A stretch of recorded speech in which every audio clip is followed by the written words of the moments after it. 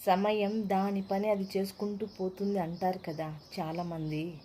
కానీ నేను అంటాను, అది మనం ఎలా ఉపయోగించుకుంటే అలా ఉపయోగపడుతుంది అని అంటాను.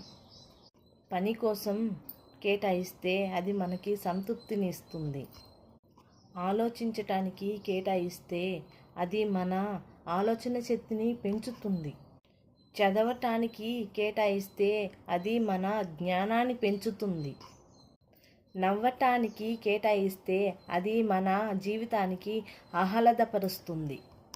ఇతరుల సేవ కోసము కేటాయిస్తే అది మన మనసుకి ఆనందాన్ని ఇస్తుంది.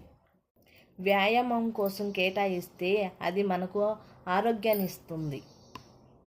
భగవంతుని ప్రార్థన కోసం కేటాయిస్తే అది మనకు ప్రశాంతతను ఇస్తుంది. ఎలా ఉపయోగించుకోవాలి అనేది మన చేతుల్లోనే ఉంది. ఏమి అంటావు మిత్రమా?